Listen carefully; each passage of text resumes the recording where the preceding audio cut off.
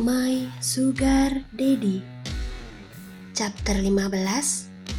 Nenek Sihir. Nania, kau tidak bohong kan?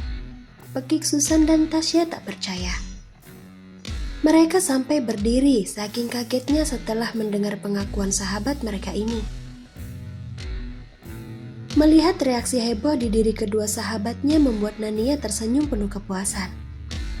Ya, Nania baru saja memberitahu mereka kalau sekarang dia telah resmi menjadi kekasihnya Jovan, si sugar daddy tampan dan kaya raya.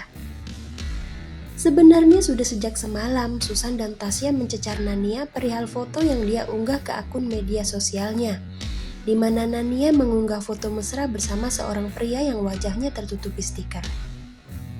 Akan tetapi Nania sengaja tak menanggapi pertanyaan Susan dan Tasya karena dia ingin melihat reaksi terkejut mereka secara langsung. Dan reaksi mereka sekarang benar-benar sangat sesuai dengan yang diharapkan oleh Nania. Sangat menyenangkan. Haha. Nania, jangan bilang kau sengaja mengguna-gunai Jovan supaya dia mau menjadi kekasihmu. Aku benar tidak? Tuduh Susan penuh selidik. Dia sedikit cemburu karena pria incarannya sudah lebih dulu jatuh ke pelukan Nania. Susan kalah start. Beginilah jika biji pepaya diberi nyawa. Seenaknya menuduh orang tanpa berpikir dengan logikanya terlebih dahulu. Sahut Nania dongkol mendengar tuduhan yang Susan lontarkan. Heran. Ya, wajar saja kan aku berpikiran seperti itu. Bayangkan saja, baru juga kemarin kau menyebut kalau Jovan adalah calon sugar daddy-mu. Lalu bagaimana bisa hanya dalam waktu beberapa jam dia sudah menjadi kekasihmu? Rasanya sedikit mustahil jika dipikirkan dengan logika yang benar. Iya kan, Sya? Tasya mengangguk. Dia sependapat dengan Susan, tapi juga merasa maklum akan kemampuan Nania dalam menaklukkan para pria. Gadis satu ini memiliki pesona yang sangat luar biasa keren, jadi sudah tidak mengherankan lagi kalau Nania bisa mendapatkan kekasih dalam waktu yang sangat singkat. Terserah kalian mau berpikir apa tentang masalah ini. Yang jelas, aku dan Jovan sekarang sudah resmi menjadi kekasih. Dan satu lagi, Jovan memberiku kebebasan untuk datang ke perusahaannya kapanpun aku mau. Keren kan? Ucap Nania dengan penuh bangga. Dan begitu mendengar perkataan Nania, bola mata Susan dan Tasya langsung membelalak lebar. Segera mereka berpindah dari yang tadinya duduk di hadapan Nania, berganti menjadi duduk di sisi kanan dan kirinya. Mereka lalu mendekatkan wajah agar bisa menatap wajah Nania dari jarak dekat. Kau tidak sedang mengerjai kami saja kan, Nania? Tanya Susan dengan raut wajah yang begitu penasaran. Iya, Nania. Awas saja kalau kau sampai berkata bohong padaku dan juga pada Susan. Kudoakan semoga ketiakmu ditumbuhi bisul sebesar buah nanas. Timpal Tasya dengan mimik wajah yang begitu serius. Kesal disumpahi dengan kata keramat bagi kaum para gadis, secepat kilat tangan Nania mendarat di kening Susan dan Tasya. Nania merasa sangat dongkol pada mereka yang begitu berani meragukan perkataannya. Sekarang aku tanya pada kalian berdua. Apa pernah seorang Nania berkata bohong sejak awal kita berteman? Hah?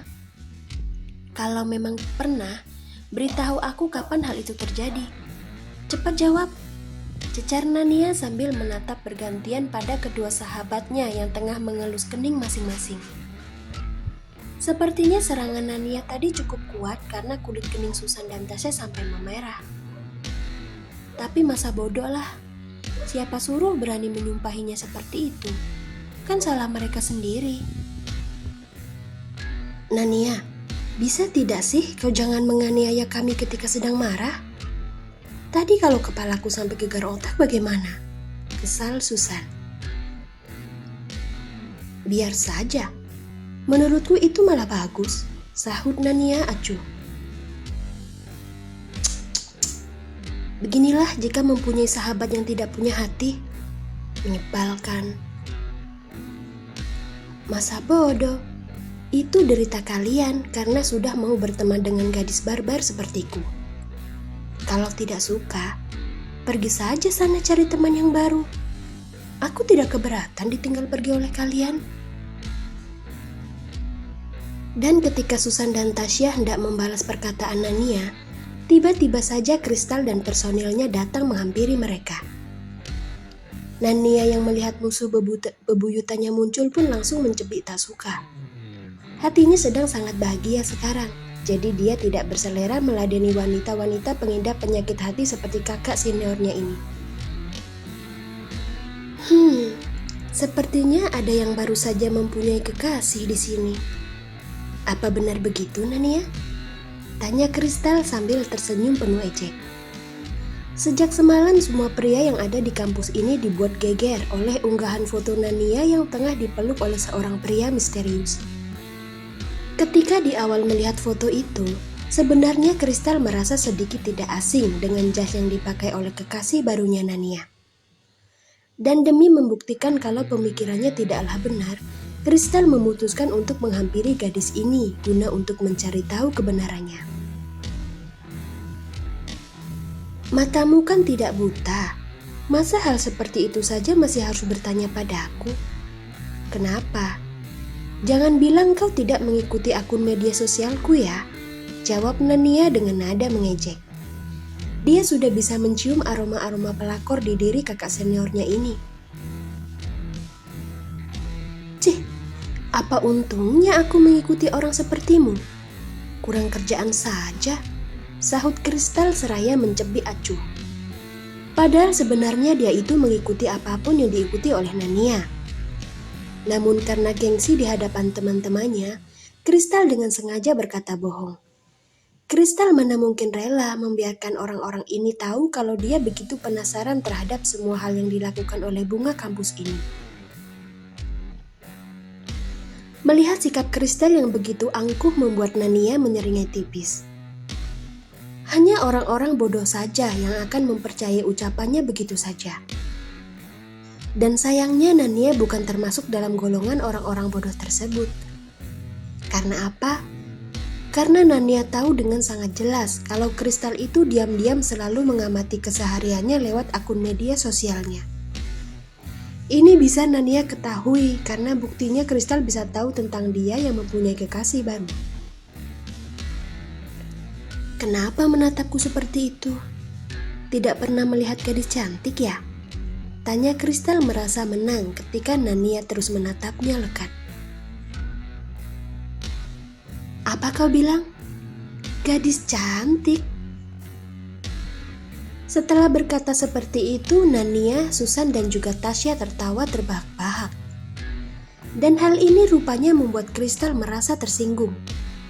Dengan marah, Kristal menyambar gelas minuman yang ada di hadapan Nania, kemudian ingin menyiramkannya ke wajah gadis-gadis kurang ajar ini.